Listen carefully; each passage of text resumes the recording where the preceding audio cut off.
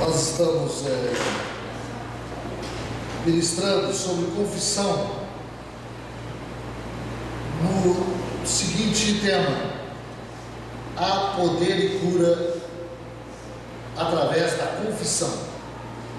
E nós, na reunião passada, falamos sobre, temos uma introdução sobre o que é confissão, e também falamos sobre a definição da confissão. Hoje nós vamos falar o que é confissão. Esse é um tema extraordinariamente importante, que tem tudo a ver com o nosso cotidiano prático da nossa existência. Temos o prazer também de estar conosco com a missionária Helena. Prazer ter conosco. O que é confissão? Normalmente nós temos a ideia de confissão é simplesmente confessar pecado. Mas é muito além de tudo isso. A palavra confissão, ela está ligada no Evangelho, nas Escrituras, à fé. Então nós falamos confissão da fé. Confissão da fé. Então a fé, ela é uma palavra que significa uma confissão que é baseada naquilo que ouvimos. Então todos nós já sabemos que a fé, ela é desenvolvida, ela repousa sobre o nosso coração através da sonoridade da palavra de Deus, ao som da palavra. Então quando a gente ouve a palavra em si, ela tem a capacidade de repousar sobre o nosso coração. Então toda vez que eu ouço a palavra de Deus, não simplesmente com o meu ouvido físico, se tem uma coisa que nós temos que despertar dentro de nós, é que nós temos uma audição espiritual, que é muito mais profundo, que é muito mais interior, é na nossa intimidade. Nós temos um espírito, e a palavra fala sobre esse espírito também no sinônimo de coração. Então quando nós ouvimos a palavra de Deus que vem com o nosso coração, com o nosso espírito, com a nossa audição espiritual, e discernimos o que Deus está dizendo. Quando nós ouvimos a palavra de Deus e discernimos quem é que está dizendo e o que é que está dizendo e para quem está dizendo, então a fé, ela é gerada. É interessante, para que compreendamos sobre a questão de confissão da fé, pensarmos sobre os elementos da confissão. Em 2 Tessalonicenses, capítulo 2, 11 e 12, não precisam abrir, que eu já vou lendo rapidamente para ganharmos tempo. Diz assim: e por isso Deus lhes envia a operação do erro, para que creiam na mentira, para que sejam julgados todos os que não creram. Na verdade, antes tiveram prazer na injustiça.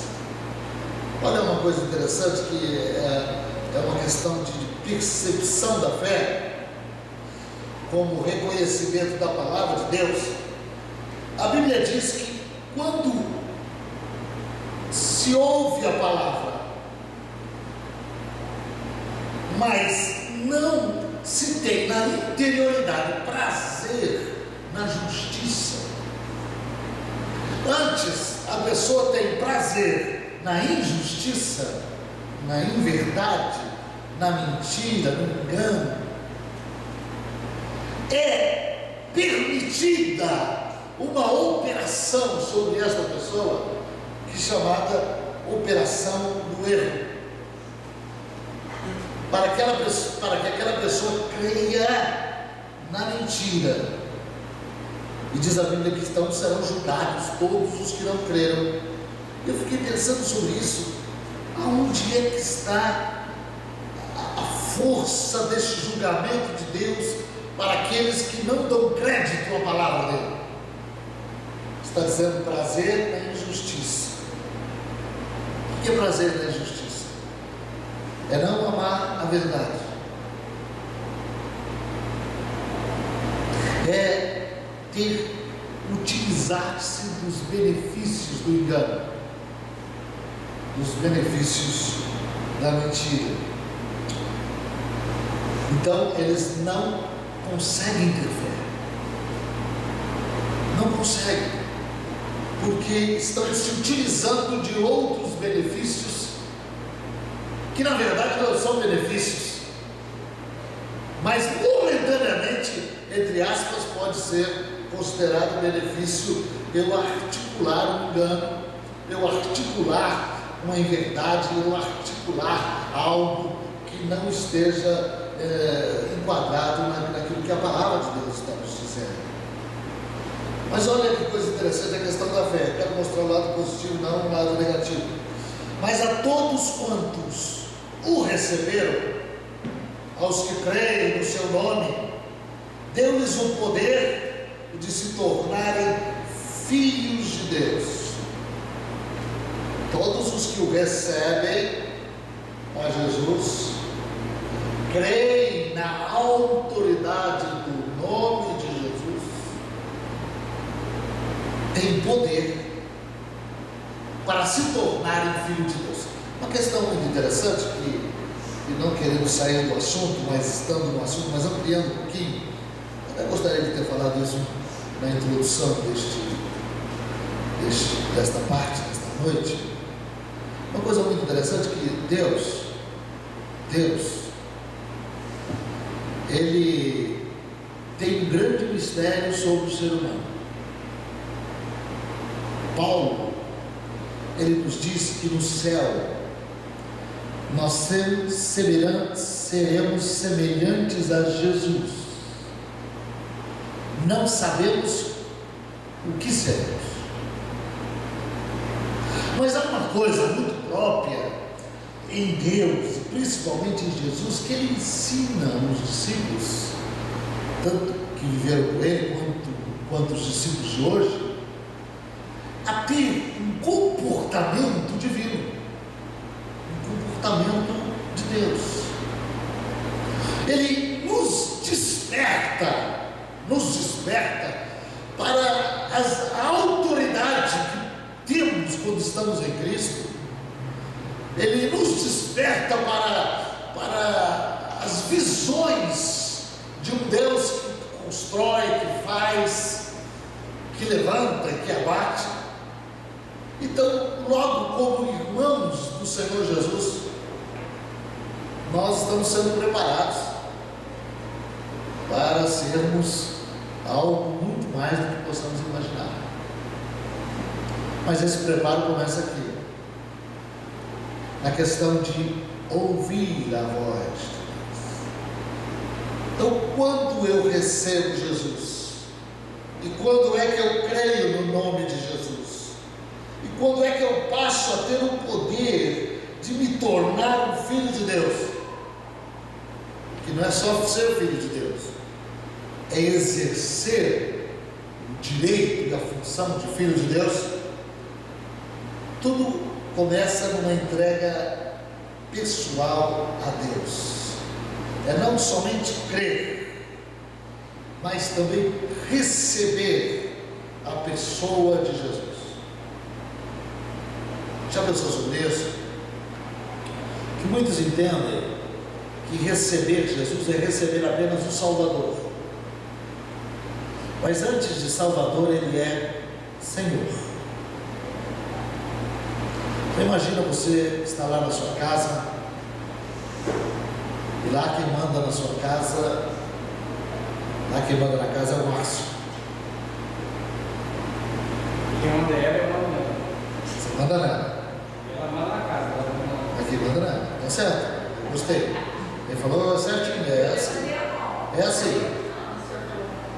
Não, mas na última palavra é um homem. Se não é, deveria ser. Certo? Deveria ser. Mas é. Mas pensa bem. Quem manda em mim? Quem manda na pessoa é a minha cabeça. Então eu estou vivendo do jeito que eu quero viver. Eu penso o que eu quero pensar, eu olho o que eu quero olhar, eu vivo do jeito que eu quero viver. Se eu achar que isso está certo, está certo. Se eu achar que aquilo está errado, está errado. E assim eu vou vivendo a minha vida. Esta é a vida de alguém que não conhece Jesus. Mas pastor, eu venho na igreja. Se você tem uma vida assim, você vive uma vida independente de Jesus. Mas quando Jesus entra na vida de uma pessoa, verdadeiramente, o dono da casa passa a ser ele. Isso que a gente precisa entender. Ele não fica em casa dividida. Não fica. Servir a Deus é estar debaixo do governo de Jesus, do senhorio de Jesus. Então, quando nós nos entregamos a Ele, é uma entrega total e absoluta. É aí que a gente passa a viver e andar por fé. Por que fé? Porque eu passo a andar pela palavra que Jesus disponibiliza. Não é fácil estar num lugar de comando e passar o comando para outra pessoa. Não é fácil. Eu já fiz isso muitas vezes. Muitas vezes nós estabelecemos algumas igrejas nesse país e fora do país, e você, de repente, você elege uma outra pessoa, ou Deus elege, na verdade, outra pessoa, para assumir o seu lugar. Então você passa todo aquele governo para aquela pessoa e pronto. Eu de todas as igrejas que eu estabeleci, eu nunca fiquei ligando minhas ovelhas no passado, nunca fiquei interferindo, nunca fiquei lançando palavrinhas, nunca fiz nada disso.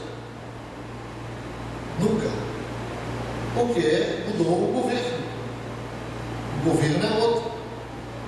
A partir do momento que eu preciso entender, estou falando agora de confissão de fé, que eu entrego a minha vida a Jesus, o meu comportamento passa a ser diferente. Eu não ando mais pelos meus pensamentos. Eu não vai dar certo mais. Eu mudei de senhorio. Eu tenho falado com pessoas que são íntimas, família da minha família, vamos cuidar, vigiar, porque em Deus nós estamos guardados. Nós andamos com Deus, nós estamos guardados. Mas se nós sairmos fora da autoridade de Deus, se você sai fora da autoridade de Deus, sendo você um filho de Deus, aí sim o inimigo pega lá fora. Aí ele tem autoridade de tocar. O inimigo só toca no servo de Deus quando este servo sai debaixo da autoridade de Deus, ou ele quer exercer uma autoridade sobre Deus. Muitos fazem o evangelho e pregam o evangelho e querem comandar Deus. Também não é possível isso. Não se pode fazer isso.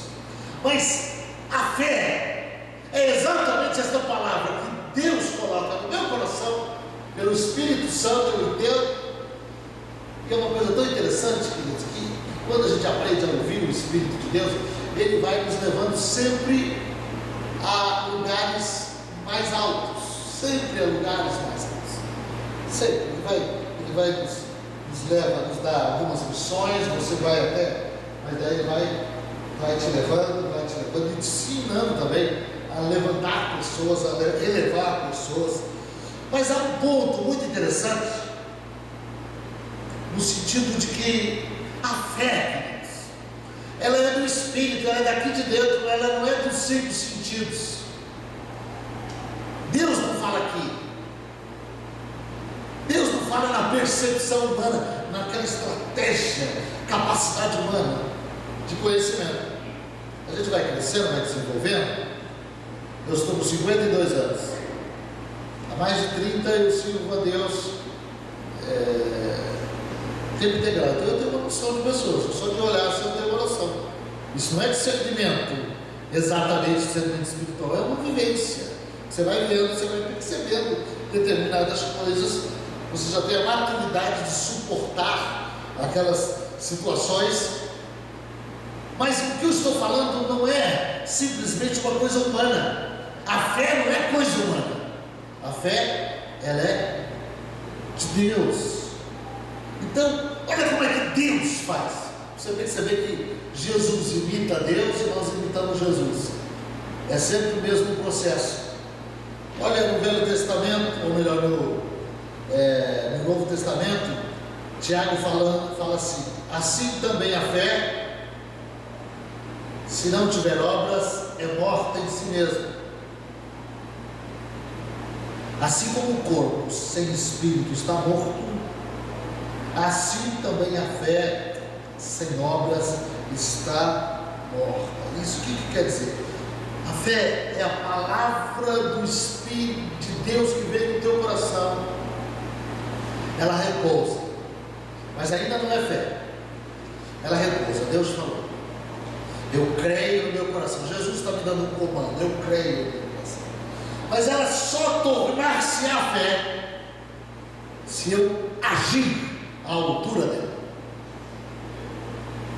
se eu praticar aquela palavra. Aí a fé se estabelece. Então a fé tem que ter ações correspondentes de aquilo de acordo com aquilo que Deus está nos falando. Eu estava buscando uma definição de confissão de fé, e fé é falar e agir de acordo com a palavra de Deus, é uma definição. Fé é estar consciente que a palavra de Deus atuará. Olha que coisa interessante. Deixa eu citar um exemplo aqui de Maria. Maria, quando foi visitada pelo anjo Gabriel, ela visitada, ele trouxe uma palavra da parte de Deus. O anjo Gabriel é um mensageiro, só traz uma mensagem. E quando ela ouviu aquela palavra, olha a disponibilidade, isso é fé. E então disse Maria: eis a serva do Senhor, cumpra em mim segundo a tua palavra. Perceba bem, a palavra veio para Maria, mostrando-lhe a missão que ela teria. Só que o anjo estava trazendo uma mensagem, mas ali ele estava, no nome de Deus, pedindo autorização para ela, para usar o corpo. Na verdade, nenhuma palavra de Deus ela rompe o nosso desejo, nosso direito de escolha. Então a palavra ela é lançada. Se é isso que eu quero, então eu pego a palavra. É uma coisa interessante isso. Eu pego a palavra. Então ela pegou a palavra, era uma palavra para ela. Então ela falou: toma aqui a tua serva. Ela está dizendo: toma o meu corpo, cumpre em mim segundo a tua palavra. Essa experiência que ela teve com Deus, eu penso que quando nós chegarmos no céu, deveríamos perguntar para ela como foi esse processo. E deve ter sido um momento muito envolvente, só ela e Deus, a ponto que o Espírito de Deus veio sobre ela deve ter ficado ali. Houve um processo para gerar aquele ente dentro da interioridade daquela mulher, através do Espírito Santo. Isso não é uma coisa da nossa tecnologia tão diferente, mas hoje se faz uma inseminação artificial, mas não tem nada a ver com relação, foi o Espírito de Deus que colocou ali dentro do ventre dela uma pessoa que gerada no ventre, mas que não nascera, que não viera do relacionamento da fecundação do óvulo da mulher. É uma coisa interessante. Se ele tivesse vindo de parte de Maria, entendeu? Do óvulo de Maria, ele talvez seria pecador. Mas ele foi feito como o primeiro homem. Então Deus introduziu isso dentro do ventre daquela mulher, e ele nasceu homem, como Adão nasceu homem. Adão veio de ventre de mulher, mas foi introduzido isso na interioridade dessa mulher. Mas primeiro ela precisou receber a palavra, ouvir a palavra, aceitar a palavra e praticar a palavra. Esse processo. Outra coisa que aconteceu com respeito a receber a palavra é de Sara também, mulher de Abraão. Ela, pela fé, diz a palavra de Deus em Hebreus, ela recebeu a virtude de conceber um filho, mesmo fora da idade, porque teve por fiel aquele que lhe foi prometido. Por que ela teve? Porque ela recebeu a palavra, ela teve por fiel aquele que falou a palavra, ela acreditou na palavra,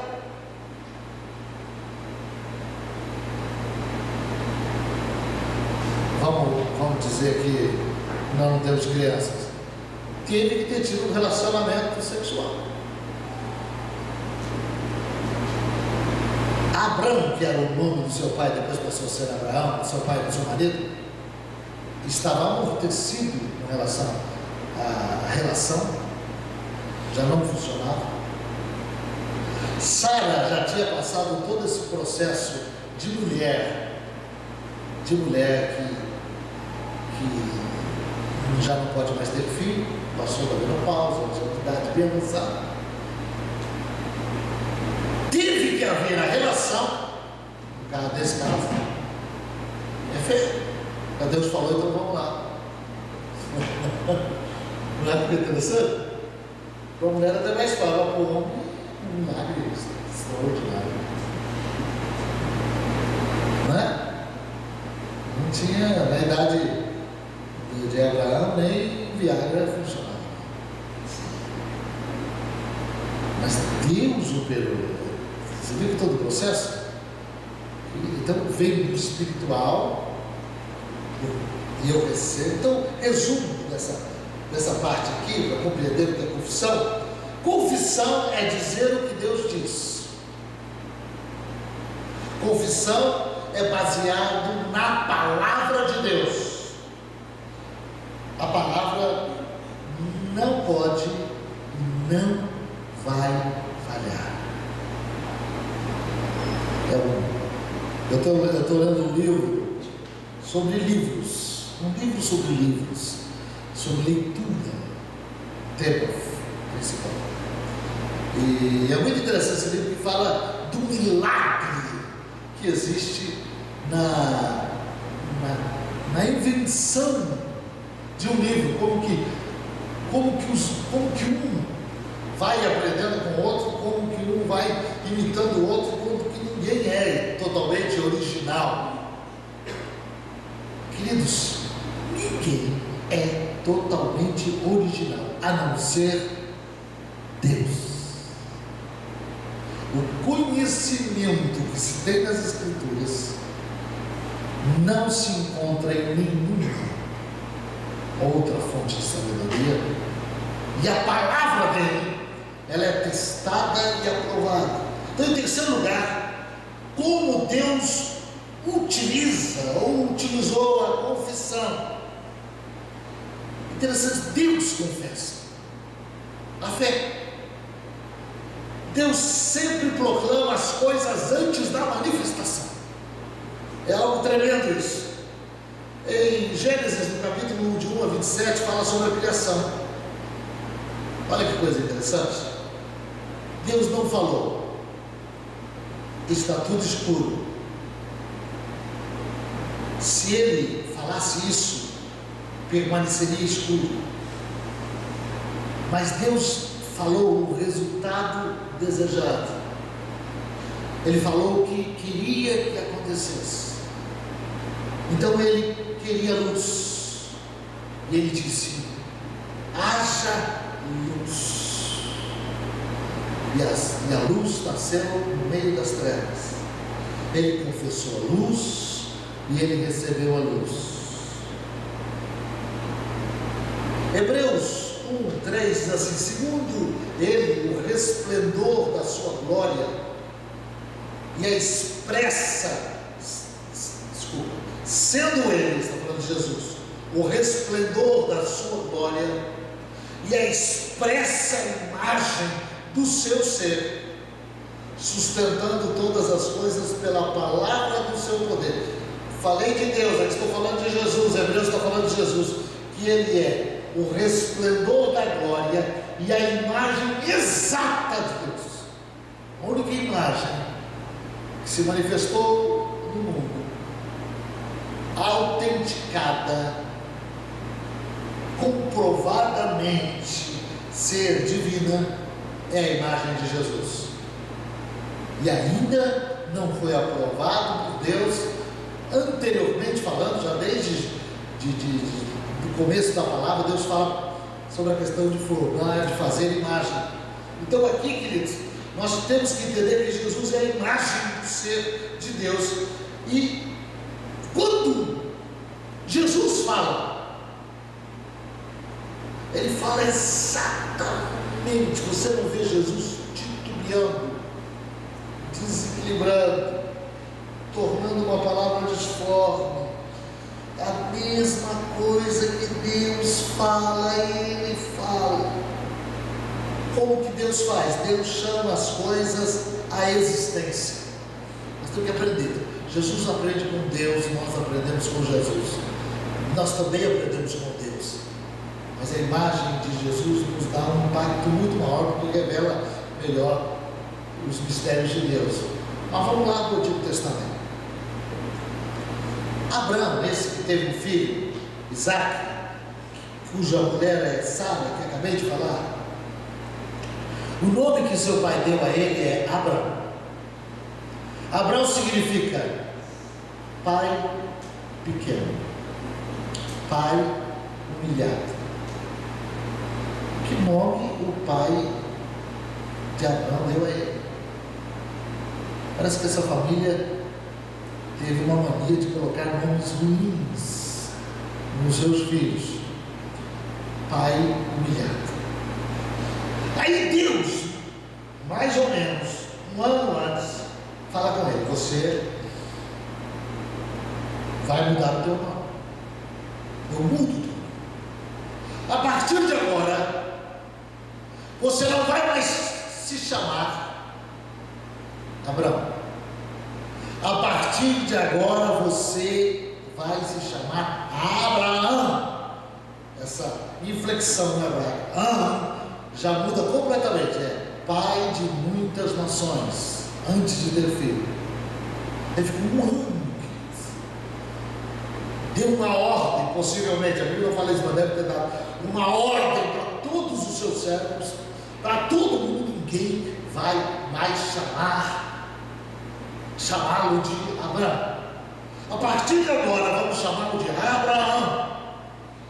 Um ano, quantas e quantas centenas de vezes foi dito: Abraão, Abraão, Abraão, Abraão. O que é isso?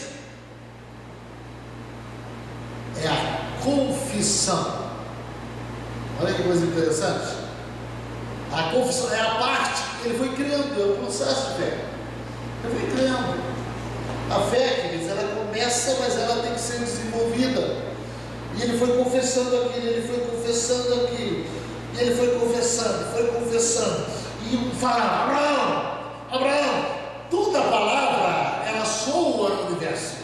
Podemos estar lá no banheiro, podemos estar lá debaixo do chuveiro, podemos estar no nosso carro sozinho. Qual for a palavra que sair da nossa boca, vai ter influência na nossa existência e na nossa realidade. Olha que coisa séria.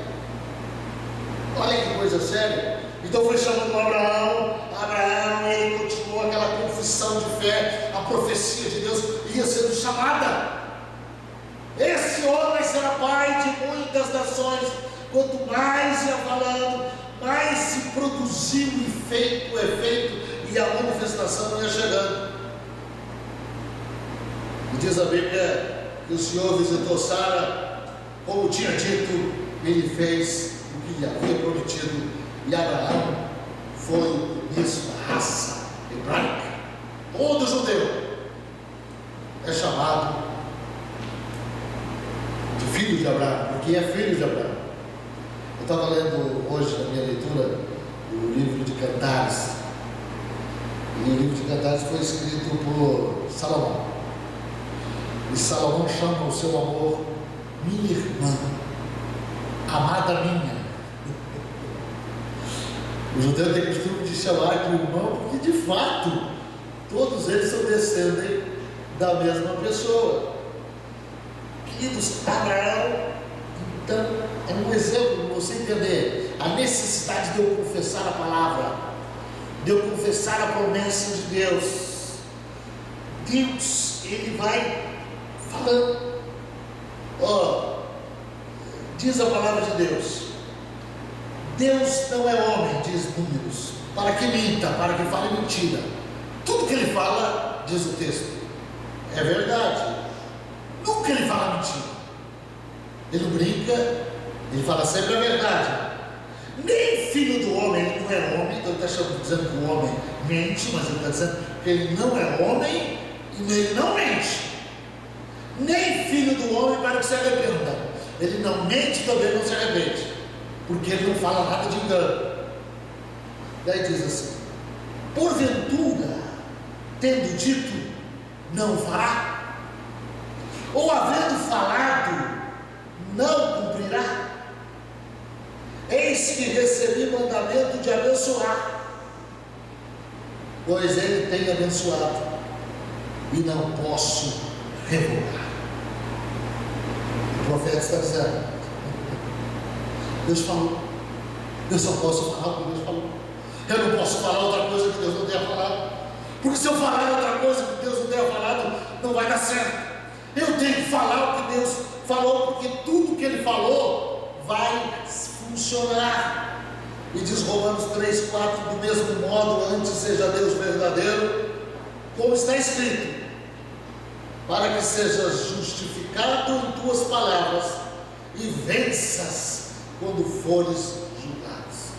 Queridos, quando a gente crê na palavra de Deus,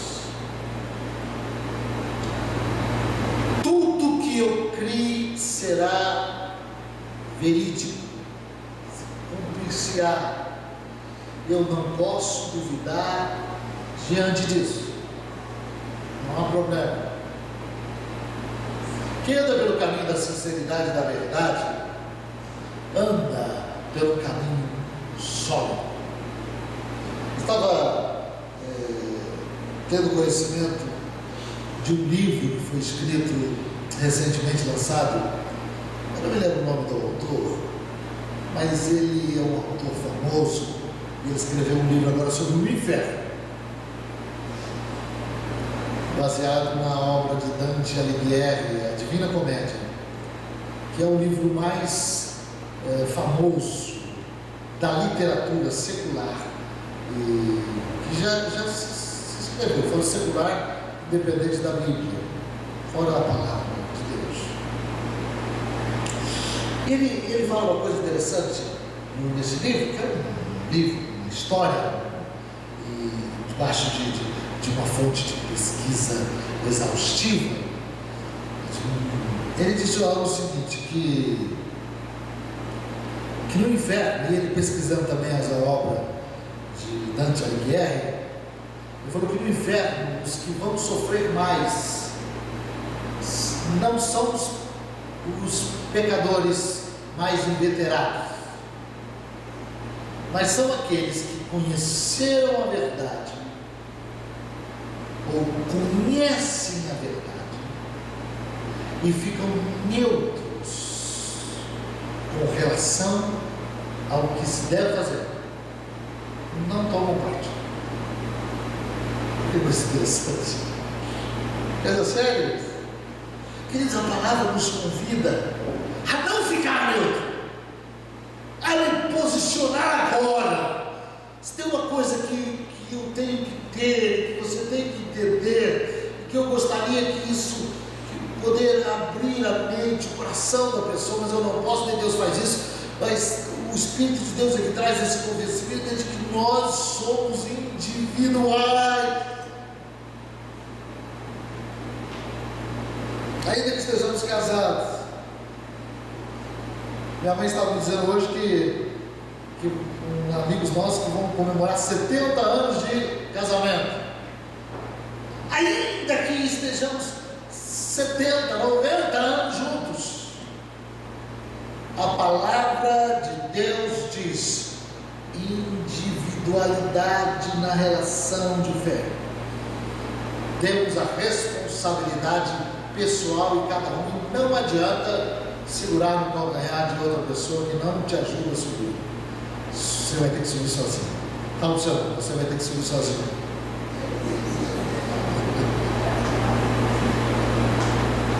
Interessante que Deus ele fala antes. Observa como é a questão de confissão de Deus. Deus fala antes para cumprir depois. Por quê? Confissão. Ele confessa. Por exemplo, confissões de Deus já cumpridas. Quando Satanás fez ao homem pecado, Deus trouxe um juízo sobre ele em Gênesis 3,15, falando que a semente da mulher haveria de pisar na cabeça dele. Isso se cumpriu em Lucas, no capítulo 2, verso 7. Miqueias, muito tempo antes, falou do lugar do nascimento do Messias, que é Nazaré. Se cumpriu em Mateus, capítulo 2, verso 1. Isaías, muito tempo antes, Deus falou que o Messias nasceria de uma virgem. Se cumpriu em Lucas, capítulo 1, 26 a 35, está o registro do acontecimento. Oséias, muito tempo antes, 11:1, fala que o menino seria recebido e ele fugiria, os seus pais o levariam para o Egito. Isso se cumpriu, está nos anais da história, em Mateus, no capítulo 2, 14 e 15. Isaías, no capítulo 53, verso 3, fala da rejeição dos judeus. Deus disse que os judeus rejeitariam o Messias, e de fato isso está claro. Jesus mesmo dizendo em Lucas, no capítulo 4, verso 29. Isaías 62:11 fala da entrada triunfal de Jesus, quando ele entra naquele jumentinho, naquele jumentinho, e é registrado isso mais de 1000 anos depois, em João, no capítulo 12, 13 e 14. Isaías 53, verso 9, só estou citando alguns, fala do sepultamento do Messias, que ele seria sepultado no túmulo de um rico.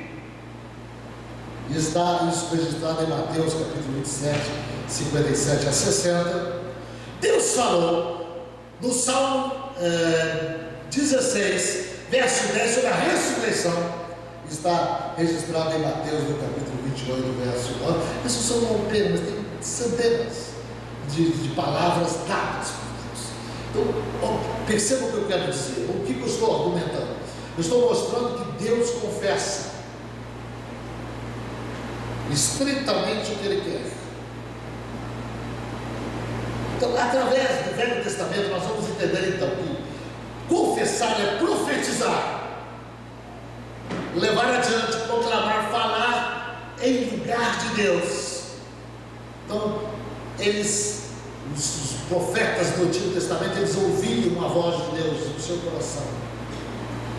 E olha o que Amós disse sobre Deus. Ele falou: certamente o Senhor não fará coisa alguma, sem ter revelado os seus segredos aos seus servos, os profetas, isto é, antes dele fazer, ele fala, ele confessa. Deus faz isso. Então Deus sempre disse antes de se cumprir. E outro ponto interessante que eu quero entrar rapidamente, que é mais empolgante, no meu ver, até é o ensinamento de Jesus. O que Jesus ensina? Jesus ensina os seus discípulos a agir como ele age. Agora eu me pergunto, como é que Jesus age? Jesus age como Deus age. Jesus não criou um grupo de pessoas, o senhorio de Jesus não é ser marionete nas mãos de Jesus, não é nada disso. Não é que ele domina as pessoas. Tanto é que isso não funciona, ele não domina assim. Ele só domina quem tem coração graçoso. Ele não administra corações inconformados com a sua palavra. Mas veja bem, o ensinamento de Jesus sobre confissão. Primeiro ponto, é um nível muito alto de Jesus que poderemos alcançar. Tudo é possível. É um nível de Jesus. Ele disse: tudo é possível. Uma vez perguntaram para eles da cura de um epilético e disseram assim: se tu podes. Ele falou, virou para a pessoa e falou: se podes? Tudo é possível. O campo da possibilidade.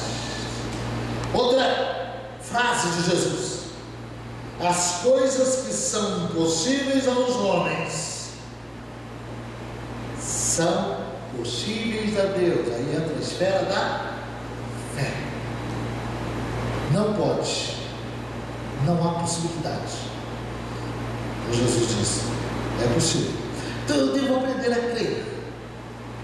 E como que eu aprendo a crer? Eu aprendo a crer através da palavra de Deus, e não da voz dos meus sentidos. É coisa tão impressionante isso, queridos. Cada dia a palavra de Deus precisa entrar no meu coração. Como você lê a Bíblia? A cada dia nós precisamos ter contato com esta palavra. Nós precisamos seguir esse modelo que Deus deu a Abraão: confessar, confessar, confessar, confessar, confessar, confessar. Por que Jesus, como homem, chegou a esse nível de fé?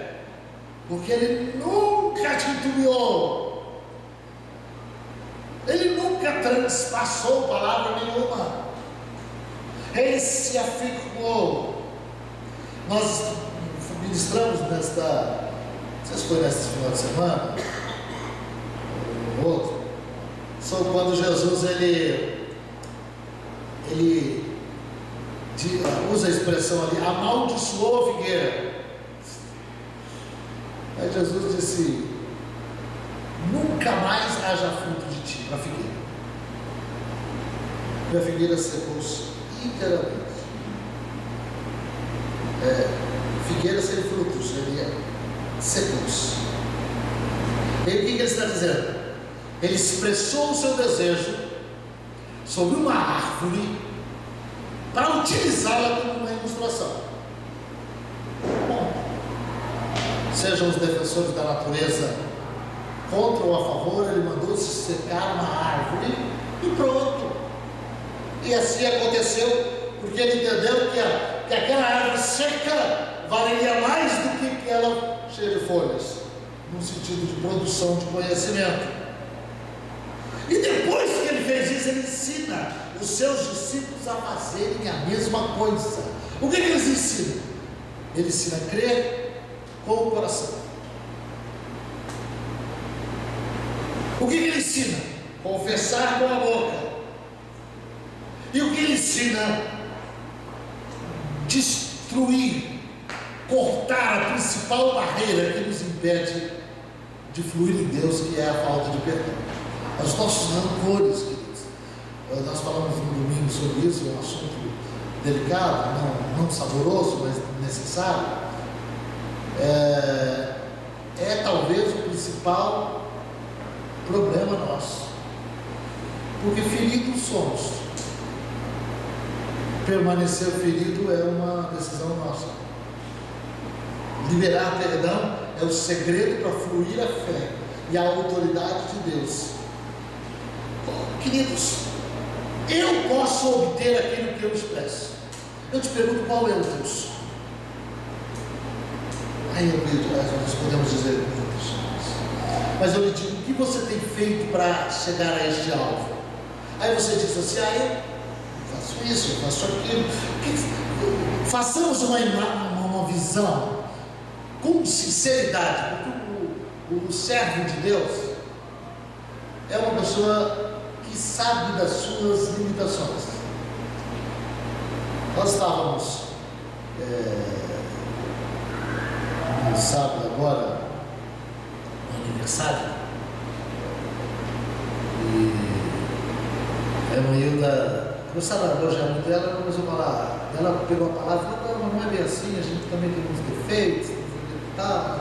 Ela quis falar umas coisas tal, eu percebi, né? E ela estava constrangida sobre aquilo, porque ela estava percebendo o que os outros não percebiam. Ela era uma pessoa falha. Quanto mais uma pessoa se aproxima de Deus, mais ela tem uma visão de si mesma. É uma coisa muito interessante. E mais acha grave os seus defeitos. Muitas vezes são pequenos defeitos, que para outros não seria nem defeito. Mas a palavra de Deus, que nos aproxima de Deus, leva a nos ver inteiramente.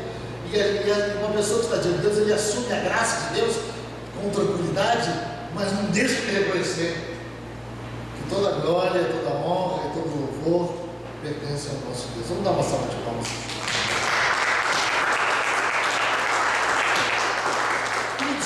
Confissão subentende a autoridade. Jesus falou sobre confissão. A autoridade. Eu estou debaixo de autoridade. Eu estou debaixo de autoridade. Jesus está dizendo. Então a autoridade que Jesus tem é a autoridade do Pai. Você está debaixo de Jesus? Eu estou, pastor, estou debaixo de Jesus. Então você está debaixo da autoridade de Jesus. Queridos, muitos milagres podem acontecer quando a gente flui desse nível. E qualquer pessoa pode ser usada por Deus nessas coisas. Então o que Jesus fez, e é tão interessante que Jesus não tem ciúmes de quem faz obra grande, ele até falou que outros fariam maiores obras do que ele fez. Essa questão de autoridade precisa ser entendida. O militar, temos algum militar aqui, né? Tem sido militar algum dia? O militar, certa vez, chegou ao Senhor Jesus pedindo a cura da sua família, da sua filha. E Jesus então disse: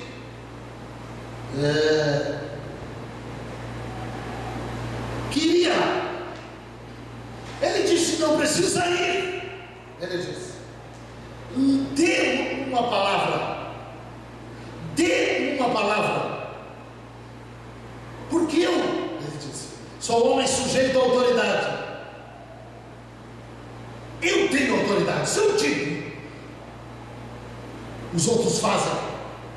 É uma questão de conhecimento e de discernimento desse moço interessante que ele falou. Se o Senhor der uma palavra, se o Senhor falar uma coisa, eu entendo sobre a autoridade, e a autoridade liberada será eficaz. Então Jesus falou: pronto. A menina foi imediatamente curada. Aí você fala assim: mas é Jesus? Não, ele entendeu. Aquele homem creu. O que Jesus faz? E fazia, desperta as pessoas. Por isso que sempre ele fala: a tua fé, a tua fé, a tua fé. Ele desperta. O desejo de Deus, de Jesus, é que nós tenhamos esta visão. Então Jesus sempre usou esta questão de confissão. A sua palavra é uma palavra poderosa. Então Jesus usa estas palavras sempre para jogar para nós esta oportunidade de realizar o milagre de Deus. E Jesus venceu. Queridos, eu fico tão interessado, tão maravilhado como Jesus venceu neste mundo. Jesus disse assim que Ele venceu e nós venceremos. Eu fico pensando, Ele venceu e nós venceremos. Ele venceu e nós venceremos. Ele venceu e nós venceremos. Ele disse, quando estava vivo: no mundo tereis aflições. Estou concluindo. Você vai passar por adversidade, falando dos discípulos. Esta é uma promessa. Agora eu te digo, tem de bom ânimo. Essa palavra bom ânimo está sendo ligada a medo. Não tenha medo. Eu venci. Eu conquistei o mundo. E vocês vão vencer. Aí você nota a trajetória de Jesus. Sem muito alarde, não fazendo propaganda de si mesmo, não se enriquecendo. Nós temos uma vida. Jesus não teve uma vida miserável. Ele tinha todas as possibilidades nas suas mãos. Mas um Jesus próximo das pessoas. Tribulações era a cada instante. Tropeços, enganos, um tentando passar a perna no outro, em Jesus, um tentando matar Jesus ali e aqui. Daqui a pouco, esse homem de aspecto comum, Jesus era tão normal que precisou de Judas ali dar um beijo nele, para eles saberem quem era Jesus. Ele era igual a Jesus. Ele não tinha uma túnica resplandecente, era coisa igual. Aí, de repente, depois de 3 anos e meio pregando o Evangelho, curando, fazendo tudo certinho, não fez nada de errado, mas tudo estava do contra. Tudo do contra. Religião contra, política contra, tudo contra. E os discípulos acovardados e medrosos, que isso, a quem Jesus escolheu um grupo de pescadores. E o que ele disse de si mesmo, antes de acontecer, o que dizer antes é outra coisa. Falar depois como Jesus é bom. Ah, como Jesus é bom, como Deus é bom, eu sou o vencedor, meu alvo é esse, o objetivo é esse, isso vai se cumprir, porque a palavra de Deus está dizendo isso. Então, nesse momento de dificuldade, ele dizia: eu venci e vós, eu vencereis. Pega com Jesus, Jesus se entrega, não acontece nada do que aconteceu nas outras vezes. Olha só, ele é levado, ele é martirizado, ali está então Jesus derrotado. Mas Deus, pelo Espírito de Deus que ressuscitou a Jesus dentre os mortos, queridos, quem nos dá a vitória é Deus. É Ele que coloca as coisas. Tranquilize o seu coração. Apenas continue confessando a palavra de Deus e acreditando na palavra de Deus. Na hora da dificuldade é a hora de dizer: está tudo certo, eu confio. Quando você vai falando isso, eu confio, a palavra de Deus está dizendo isso, eu não vou temer. Vigia. Vigia nos pensamentos. Não coloque o teu prazer.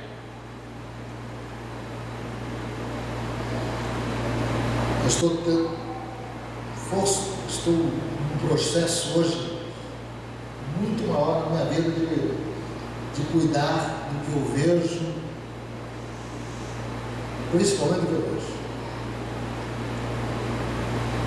Eu tenho cortado cenas de televisão, tenho cortado coisas que parecem ofensivas, que eu percebo, eu estou cortando aqui, estou cortando conversas, estou cortando ali, estou cortando ali. Por quê? Por que você está cortando, pastor? Porque eu entendo que eu preciso me aproximar mais de Deus. Para que a confissão seja pura. Ninguém vai te deter todos os dias da tua vida. Vamos ficar em pé.